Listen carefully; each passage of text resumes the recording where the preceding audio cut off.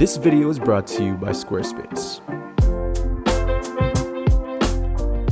What's going on, you guys? Welcome back over to my channel. Now, today I wanted to make a fun little video just to talk about a new camera, like it's almost brand new that I just picked up, sorta, and also just to talk more about some of the film photography gear that I've been enjoying. I also want to touch a little bit on some coffee gear that I've recently acquired, just because I have really been getting into coffee as of late, maybe this year probably, and just do kind of like an update slash things that I have been enjoying lately type of thing. Here is kind of everything that I've been enjoying as of late for the month of February slash March.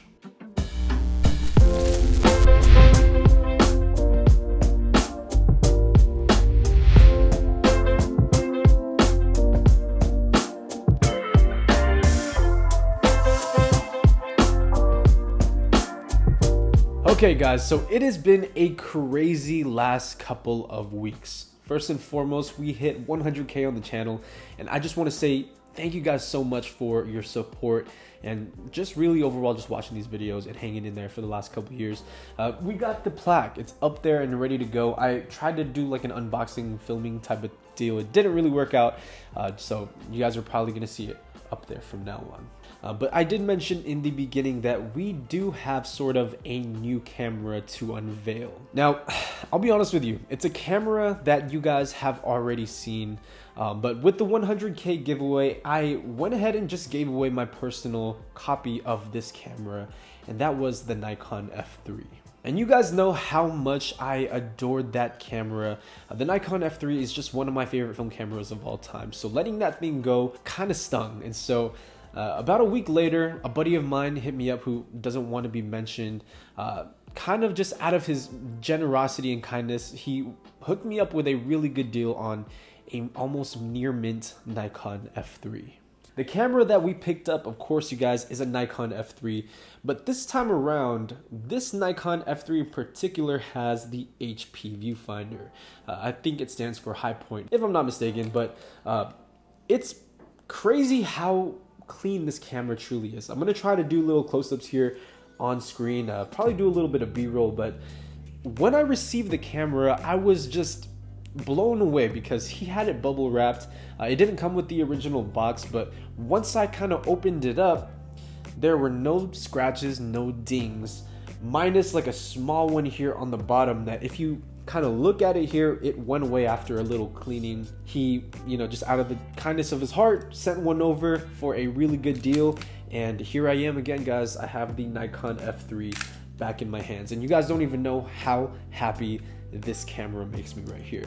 Now, I've done a ton of videos on this camera already in the past, so there's really not much for me to talk about as of now. I just recommend you go check those videos out. You guys are going to see this a lot more in the future, and if you guys have any questions or comments about the Nikon F3 or even video ideas that you guys want to see, definitely leave them in the comment section down below, because I am more than willing to, explore around and make new videos surrounding this thing right here, as long as it's fresh. I don't want to keep feeding you guys the same things. All right, next order of business. We went out to do kind of like this video talking about a film stock that isn't necessarily my favorite. But anyways, we went out with the Pentax 6.7, and this was my first outing with the 6.7 in a very long time. And I'll tell you what, man, shooting with this camera after taking a break from it makes you fall in love with it all over again. So that is kind of the next thing that I've been playing around with, the 6.7. After that trip, I took it out 2 extra times, but down here, man, I have the 55mm f4 or just f4, excuse me, 55mm f4. This is sort of like the wide angle lens for the 6.7, and the equivalent is supposed to be somewhere between like a 28mm. But I gotta say, with this lens and the 105, I honestly don't see myself getting another medium format lens for the 6.7. I think it fits perfectly. Maybe if I wanted to go a little bit more narrow, I'd get something like the 150mm, which is like an 85 equiv. But the 55 wide angle, also the 105, just makes life super easy. And I've been been able to do a lot of things with just these two lenses. And if you're ever interested in getting in a medium format and you don't know what camera to start with, I would probably just say go for the Pentax 6.7 if you are used to shooting like 35mm SLR cameras. The Pentax 6.7 is a larger camera, so that is something to keep in mind. But you guys will see in the video, man, more of my thoughts on the camera, as well as some of the beautiful scenery and subject matter that we chose for that video, because it was really, really beautiful just to get out into nature like that. All right, you guys, really quick, I want to take a second to thank our sponsor for today's episode, the good folks over at Squarespace. Squarespace is your all-in-one platform to build a beautiful online presence and run your business. Now, thanks to Squarespace, there have been many photographers who have been able to make their own website. Squarespace gives you pretty much all the tools you need to create a professional looking website. So even if you're not a photographer, maybe you're just somebody who wants to write blog posts, write articles, you can do that.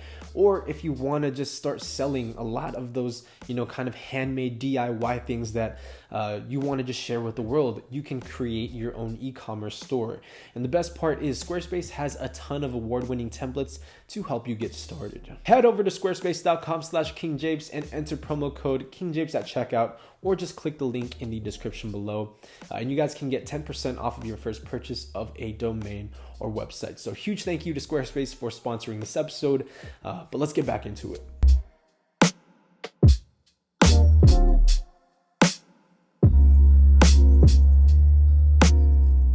All right, gang, so now we're gonna get into the coffee segment of this video.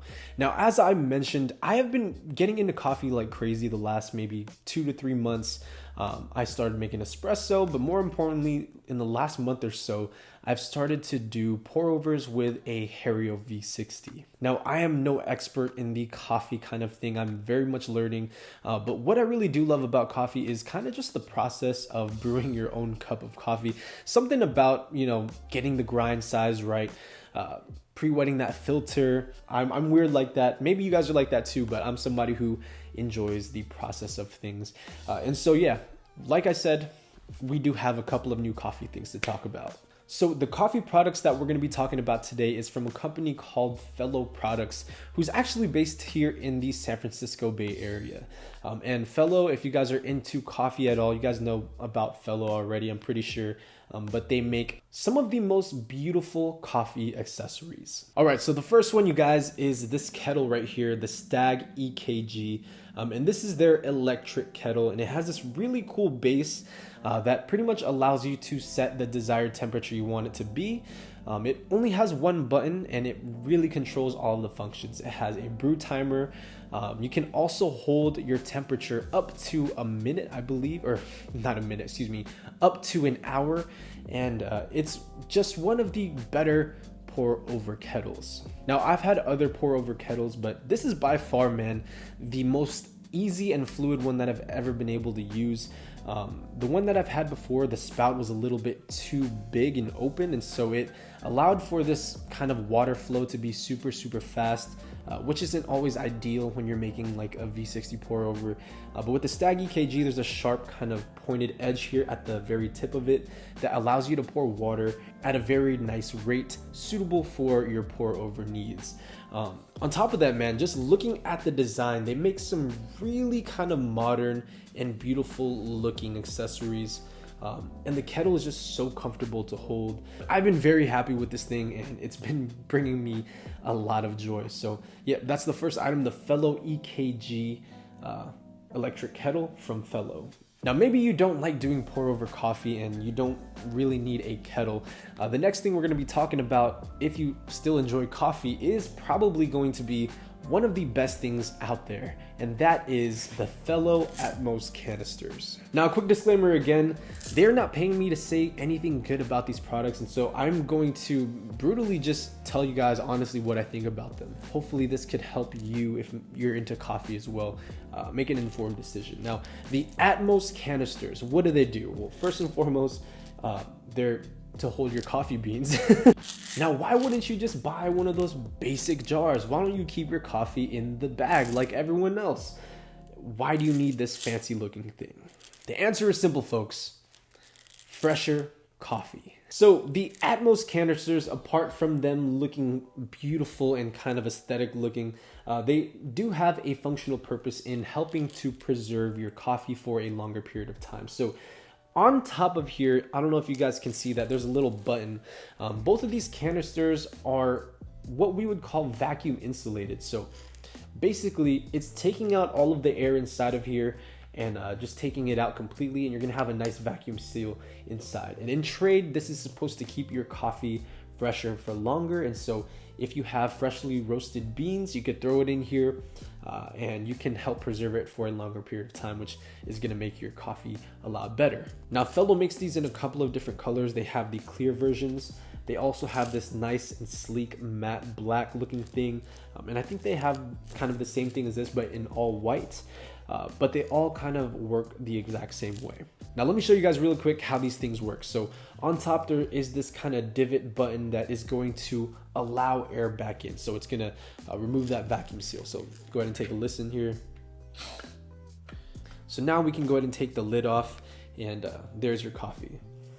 Whew, smells good. So this is what the back of the cap looks like. I know it might be a little bright, but I don't know if you guys can see that there are a ton of tiny little holes. And basically what you do to make this vacuum insulated is you're gonna go ahead and put the cap on just like normal.